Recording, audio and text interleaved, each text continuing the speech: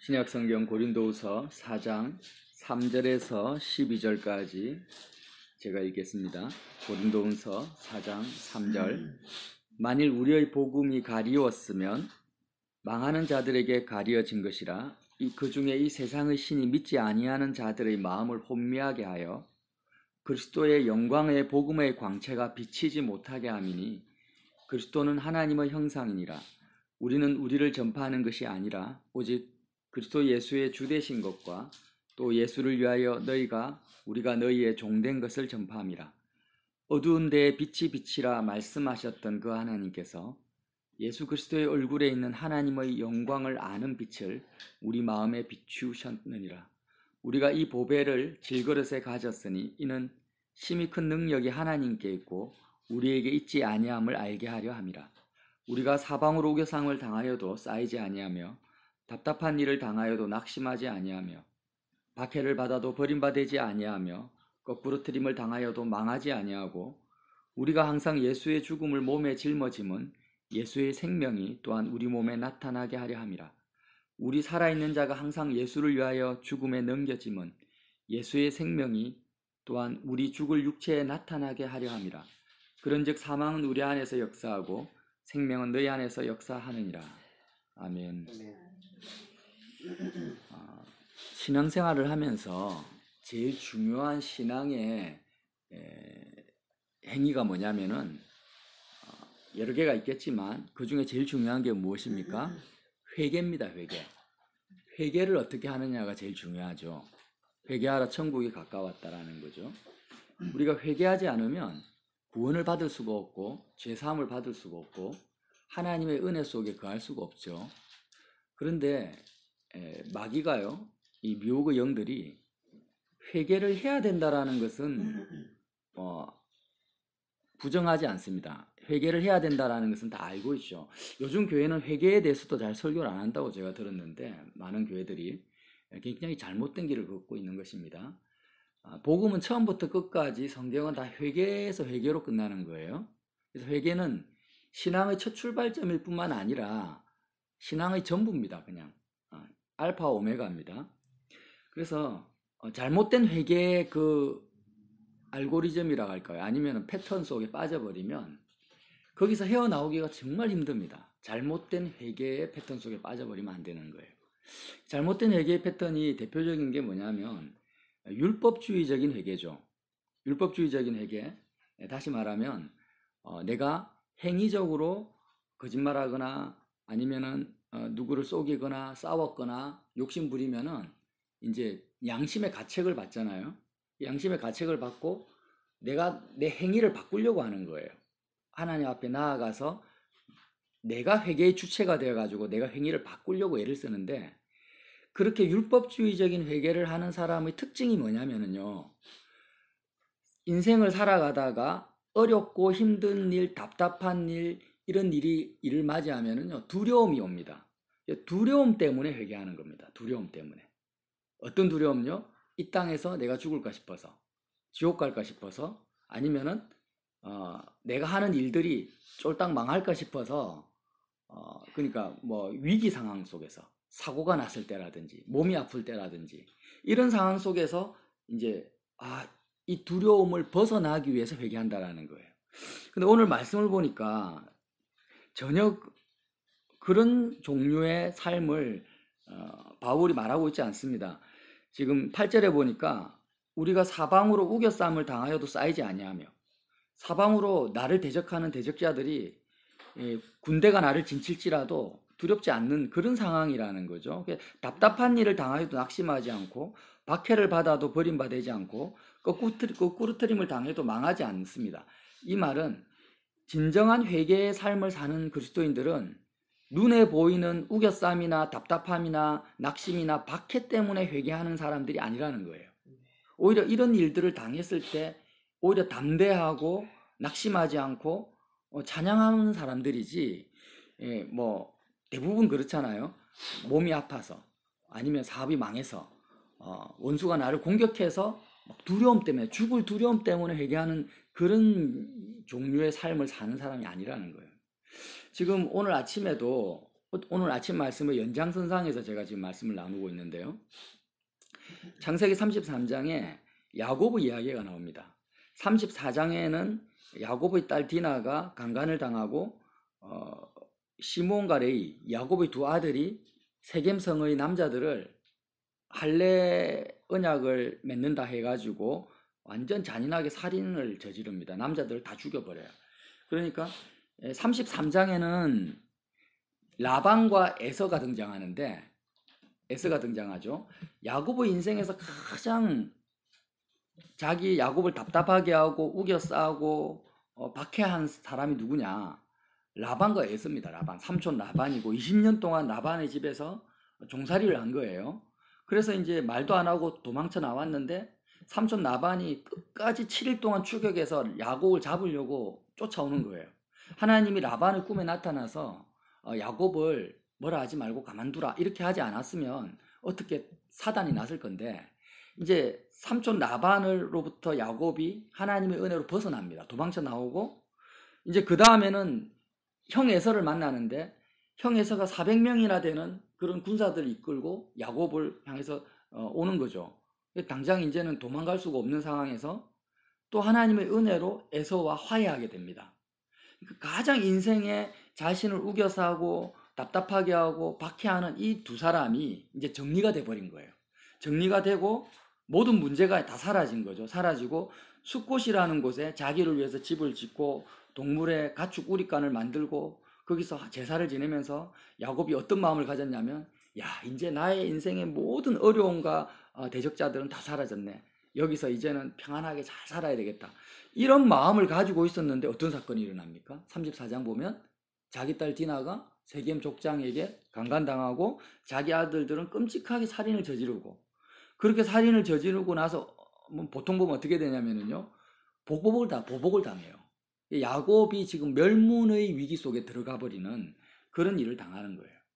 그래서 이런 사건이 뭘 의미하냐면, 야곱이 가장 박해당하고 우겨싸움을 당하고 연약한 그때가 사실은 제일 안전한 때였다라는 거예요.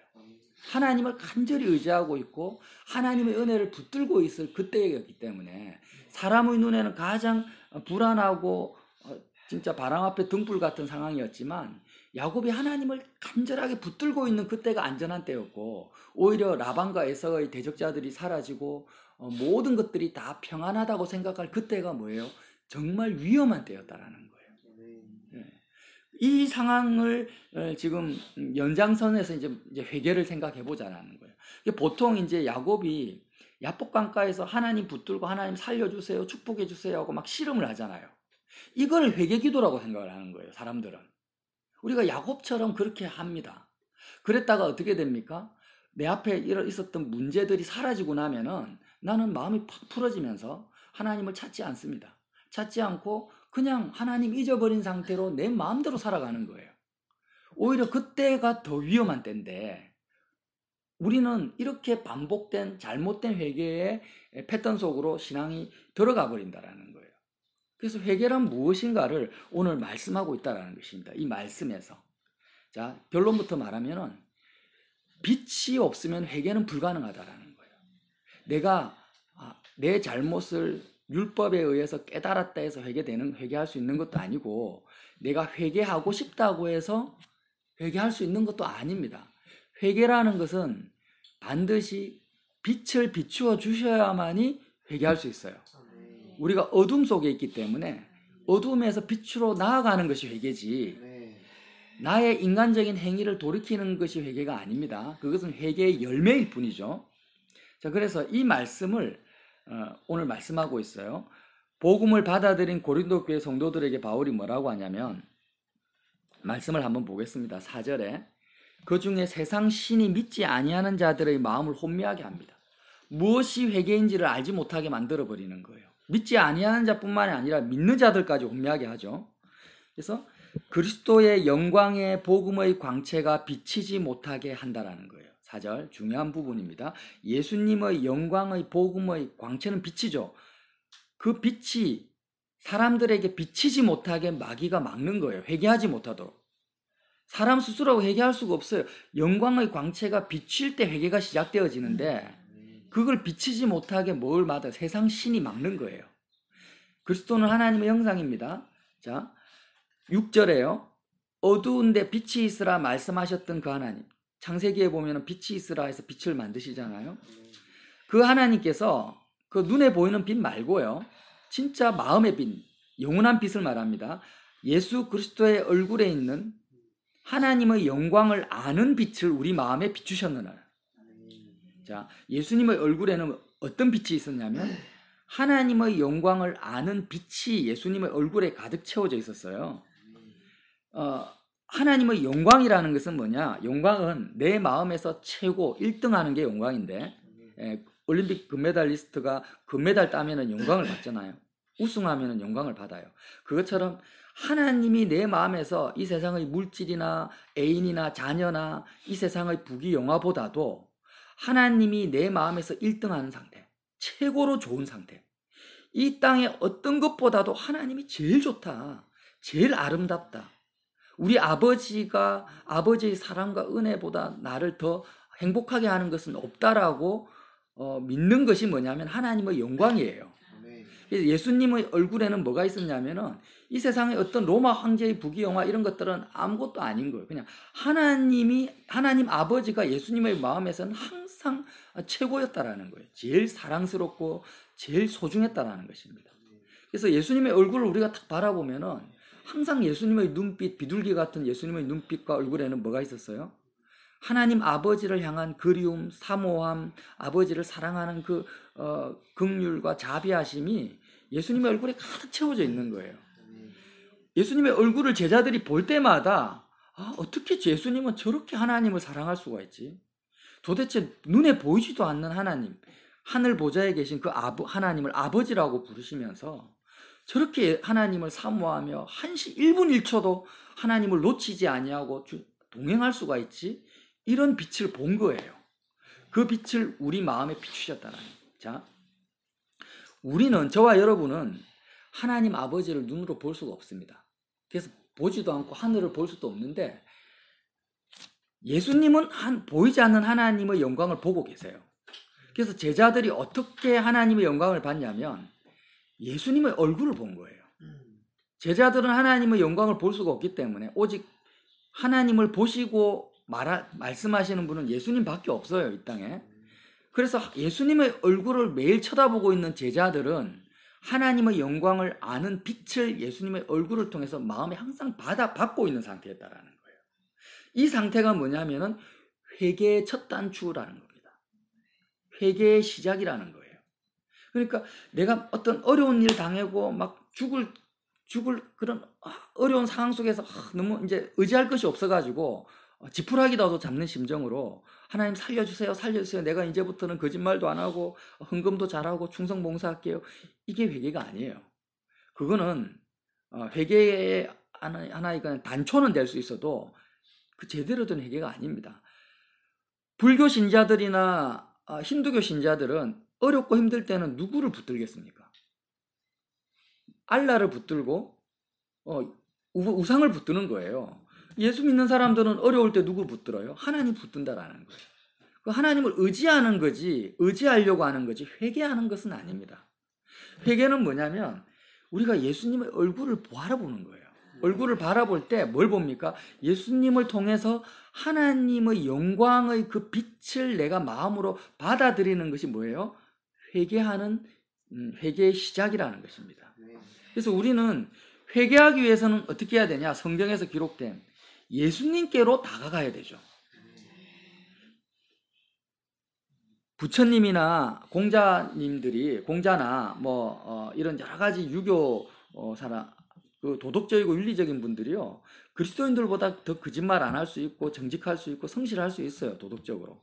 그렇다고 해서 그분들이 회개했느냐? 하나님 보시기에 절대 그렇지가 않죠. 왜? 부처님 불경을 아무리 읽고 유교 서적을 아무리 읽어도 하나님의 영광을 아는 빛을 거기서 받을 수가 없는 거예요. 그래서 다른 종교를 통해서는 회개는 불가능하다라는 거예요. 그래서 7절에 보면 우리가 이 보배를 질그릇에 가졌으니 이는 심히 큰 능력이 하나님께 있고 우리에게 있지 아니함을 알게 하려 합니다. 왜? 큰 능력이 뭐예요? 죄에서 사망에서 나를 구원하시고 나를 깨끗게 하시는 그 능력은 나에게 있지 않습니다. 하나님께 있습니다. 빛이신 하나님. 예, 내가 아무리 하나님 내가 이제부터 거짓말하지 않을게요, 염려하지 않을게요, 결심한다 해가지고 죄를 이길 수 있는 능력이 나에게 있는 것이 아니라는 거예요. 자, 이 말씀 지금 빛이 있어야만이 회개가 된다라는 이 말씀을 한번 성경을 통해서 한 번 더 확정을 해볼게요. 베드로전서 2장 9절을 한번 찾아보겠습니다. 신앙에 있어서 굉장히 너무너무 중요한 내용이기 때문에 조금 우리가 마음에 새길 필요가 있습니다. 베드로전서 2장 9절. 자, 제가 읽어드릴게요. 그러나 너희는 택하신 족속이요 왕같은 제사장들이요 거룩한 나라요. 회개한 하나님의 자녀들을 말하죠. 그의 소유된 백성이니 이는 너희를 어두운 데서 불러내어 그의 기이한 빛에 들어가게 하신 이의 아름다운 덕을 선포하게 하려 하심이라. 우리가 흑암 속에 있었어요. 죄가 뭔지 하나님이 누군지 알지 못한 상태로, 하나님의 사랑과 자비도 알지 못한 상태로 내 마음대로 세상을 살아가고 있습니다. 이 어두움이죠. 어두움에서 불러내서 빛 속으로 들어가게 내가 들어간 게 아닙니다. 빛으로 들어가게 하시는 거예요. 회개를 시켜주시는 거예요. 그죠? 이렇게 하신 아름다운 덕을 선포하는 것이 복음이라는 거예요. 자, 요한 1서 성경 뒤에 1장 5절 한번 보세요. 잘 아는 말씀입니다. 요한 1서 1장 5절. 우리가 그에게서 듣고 너희에게 전하는 소식, 복음의 내용이 회개입니다. 소식은 이것이니 곧 하나님은 빛이시라. 그에게는 어둠이 조금도 없으시다는 것이니라. 만일 우리가 하나님과 사귐이 있다고 어둠에 행하면 거짓말을 행하고 진리를 행하지 아니함이거니와 그가 빛 가운데 계신 것 같이 우리도 빛 가운데 행하면 우리가 서로 사귐이 있고 그 아들 예수의 피가 우리를 모든 죄에서 깨끗하게 하실 것이요. 예. 자, 하나님은 빛이신데요. 회개는 뭐냐? 요한 1서에서 말하는 회개는요, 하나님과의 사귐입니다. 만일 우리가 하나님과 사귐이 있다 하고, 다른 말로 하면 우리가 회개했다고 말하면서, 회개가 뭐라고요? 빛이신 하나님과 교제하고 관계하는 것이 회개예요. 하나님과의 교제와 관계가 없는 상태에서 아무리 내가 거짓말하지 않고 속이지 아니하고 욕심 부리지 않는데도 그건 회개가 아니라는 거예요. 하나님과의 사귐이 있는 그 상태에서 거짓말을 하고 진리를 행하지 않는다는 것은, 거짓말을 하고 진리를 행하지 않는다, 이건 거짓말을 안 해도 회개하지 않은 거고 거짓말을 해도 회개하지 않는 거죠. 그래서 빛 가운데 계신 것 같이 우리도 빛 가운데서 행하면, 빛이신 예수님 안과 사귐이 있으면 교회 안에서 형제들과 그 사귐이 있다라는 것입니다. 골로새서 1장 12절. 골로새서 1장 신약성경 325페이지 1장 12절요. 제가 읽어드릴게요. 우리로 하여금 빛 가운데서 성도의 기업의 부분을 얻기에 합당하게 하신 하나님께 감사하기를 원하노라. 자, 1장 12절 13절. 그가 우리를 흑암의 권세에서 건져내사 그의 사랑의 아들의 나라로 옮기셨어요. 이게 회개예요. 흑암의 권세에서 우리가 빠져나와서요, 사랑의 아들의 나라, 예수 그리스도의 나라로 내 마음이 옮겨가 버리는 것이 회개라는 거죠. 그 아들 안에서 우리가 속량 곧 죄사함을 얻었도다. 이게 회개라는 거예요. 자, 마지막으로 에베소서 5장 8절. 에베소서 5장 8절. 이것만 하나 찾아보고 말씀을 마치겠습니다.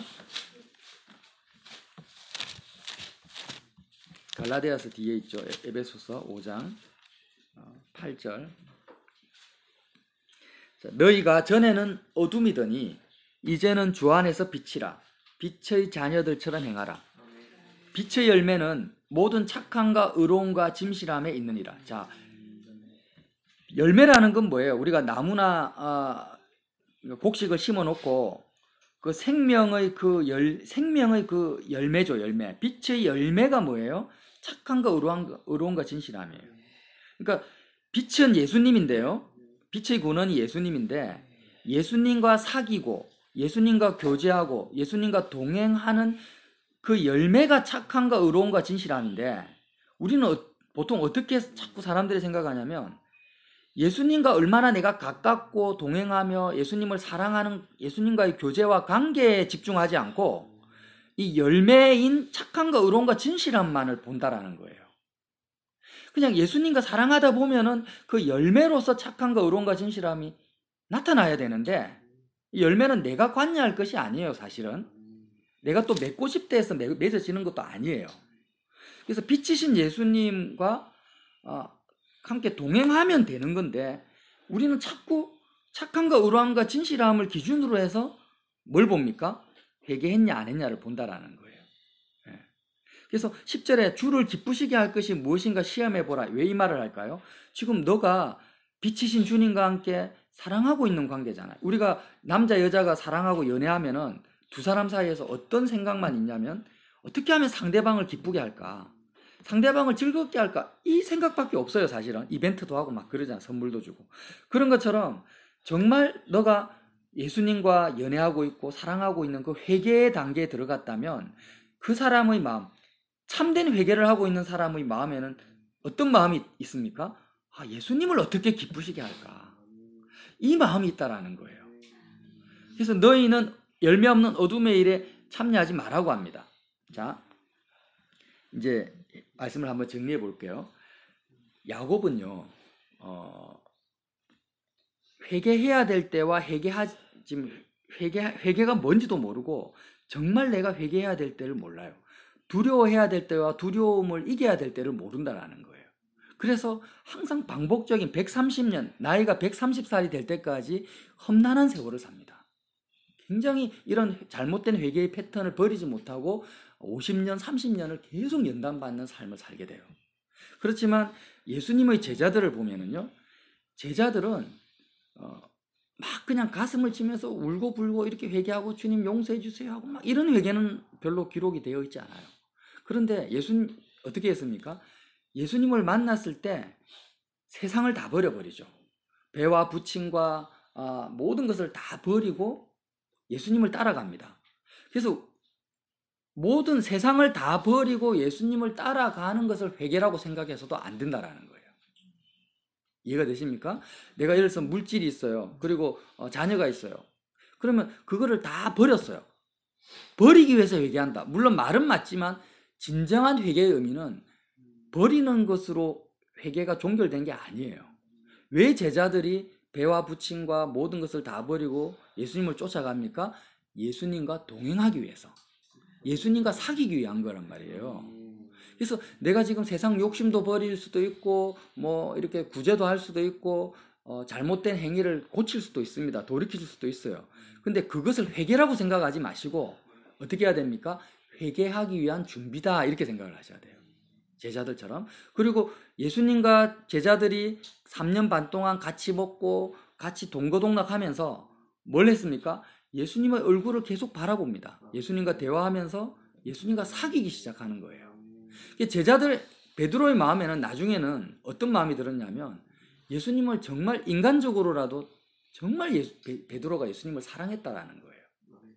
그래서 십자가에 죽기 전날 밤에 베드로가 뭐라고 합니까? 예수님, 나는 죽는 한이 있어도 예수님을 부인하지 않겠습니다 하면서 정말 거짓말이 아니라 진실로 베드로는 예수님과 함께 죽음을 각오한 정도까지 예수님과의 사귐 속으로 들어갔던 거예요. 그래서 예수님과 베드로와의 그 사귐이 뭐예요? 회개라는 것이에요. 그런데 어떻게 됩니까? 십자가를 지기 위해서 이제 잡히시니까 베드로가 예수님을 부인하게 되죠.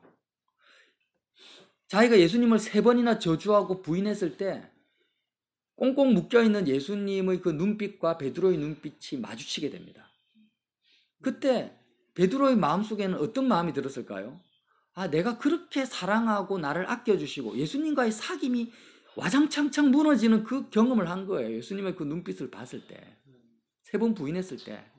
그래서 뭐예요? 베드로의 마음이 너무나 찢어지게 아팠고 닭이 3번 울 때 정말 통곡을 하면서 울었던 거예요.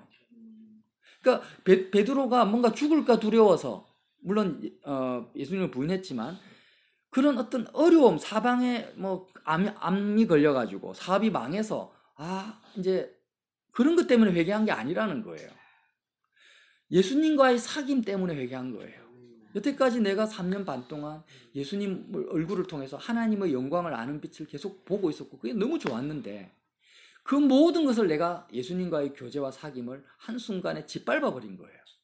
그걸 보고 그런 자기의 죄인됨으로 인해서 아파하면서 울었던 것입니다. 이게 제자들의 회개죠. 그래서 우리도 이렇게 빛이신 예수님과 만나고 빛 가운데서 주님과 사귀고 그 주님을 통해서 하나님의 영광을 아는 빛을 받고 거기서 즐거워하면서 살아갈 때 그것을 잃어버릴 때 어떻게 됩니까? 정말 금식하게 되고 눈물을 흘리게 되고 가슴을 치게 된다라는 거예요. 그렇지 않고 주님과의 사귐에 대해서는 관심이 없습니다. 그냥 모든 것, 먹을 거, 입을 거, 물질도 풍부하고 이 땅에서 먹고 살 것은 아무 염려가 없어요. 아무 염려가 없는 상태에서 하나님, 예수님에 대한 관심 자체가 없어요. 염려가 없으면 예수님에 대한 관심이 없어요. 모든 것이 다 갖춰져 있으면은 뭡니까? 내 마음의 가장 밑바닥은 제가 뭐라 했어요? 우리 인간의 가장 밑바닥이 뭐냐? 하나님의 도움이 없어도 내 마음대로 살 수 있는 삶을 원하는 것입니다. 하나님이 살아계시지 않고 하나님이 하나도 안 도와주셔도 내가 모든 것을 다 가지고 있어요. 건강도 있고 모든 걸 다 가지고 있어서 하나님께 기도하지 않아도 나는 얼마든지 담대하게 용기 있게 자신 있게 편안하게 살아갈 수 있는 그 삶을 원하고 있는 거예요. 그게 뭐예요? 우상 숭배라고 하는 거예요. 회개하는 사람은 뭐예요? 하나님이 없으면 안 되는 거예요. 내 사랑하는 애인이 군에 가면은 견디지를 못하잖아요. 사랑하는 만큼. 죽어버리면 견딜 수가 없어요. 그것처럼 하나님과의 사귐 속에서 내가 회개하는 자가 뭐예요? 회개라는 거예요. 진짜 회개하는 거라는 거예요. 그래서 저와 여러분이 오늘 이 말씀 고린도후서 4장 3절 말씀 예수 그리스도의 얼굴에 있는 하나님의 영광을 아는 그 빛 가운데서 날마다 진정한 회개, 참된 회개의 길을 걸어가시는 복된 물건심터교회 성도 여러분들이 되시기를 예수님 이름으로 빌어드립니다.